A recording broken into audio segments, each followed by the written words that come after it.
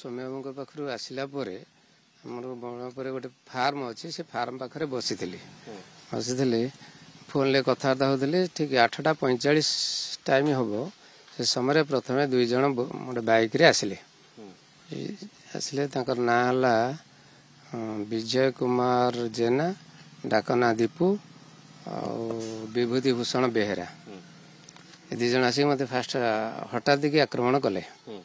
କିଛି କଥାବାର୍ତ୍ତା ନ କରିକି ବି ଆକ୍ରମଣ କରିଛନ୍ତି।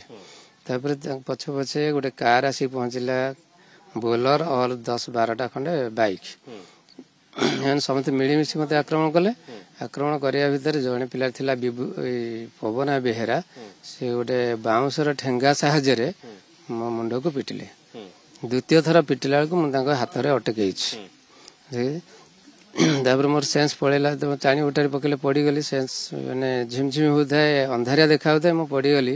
ପଡ଼ିଗଲା ପରେ ବିଭୂତି ବେହେରା ମୋ ଚୁଟିକି ଧରି ମୋ ବେକ ଉପରେ ଗୋଡ଼ ପକେଇ ସାଲାକୁ ଜୀବନରେ ମାରିଦିଅ, ଏ ବିଧା ଗୋଇଠା ମାରିଛନ୍ତି। ସେଟା ପ୍ରବଳ ପିଲା ଥିଲେ, ତାଙ୍କର ବିଧା ଗୋଇଠା ମାରିଛନ୍ତି। ଯୋଉ ପିଲାମାନେ ଆପଣଙ୍କ ଉପରେ ଆକ୍ରମଣ କରିଥିଲେ ସେମାନେ କିଏ, କାହା ସମର୍ଥିତ? ସେମାନେ ବିଜେଡି ସମର୍ଥିତ, ଟୁଟୁବାବୁଙ୍କ ନିର୍ଦ୍ଦେଶରେ ସେମାନେ କାମ କରନ୍ତି।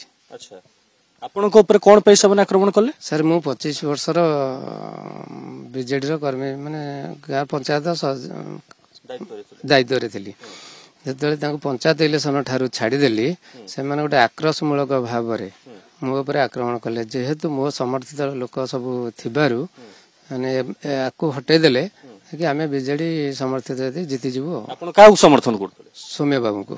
ଆଚ୍ଛା, ତ ତାଙ୍କର କଣ ରାଗ ହେଲା?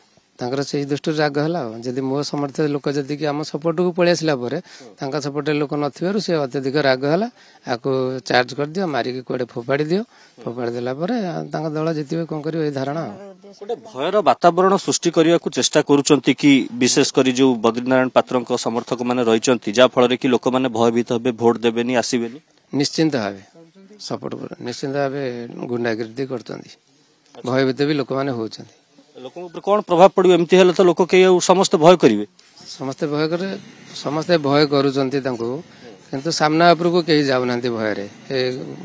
ଯାହାହେଲେ ସେମାନେ ଚାର୍ଜ କରିଦଉଛନ୍ତି। ତାଙ୍କର ଗୁଣ୍ଡା ଗର୍ଦି ଅଛି, ମାନେ ଭୁଜାଲି ଦ୍ୱାରା ହଉ, ବାଡ଼ି ଦ୍ୱାରା ହଉ, ବନ୍ଧୁକ ଦ୍ୱାରା ହଉ, ସବୁଠାରେ ଚାର୍ଜ, ସେଇ ଭୟଟା ଲୋକମାନଙ୍କର ରହୁଛି ଆଉ।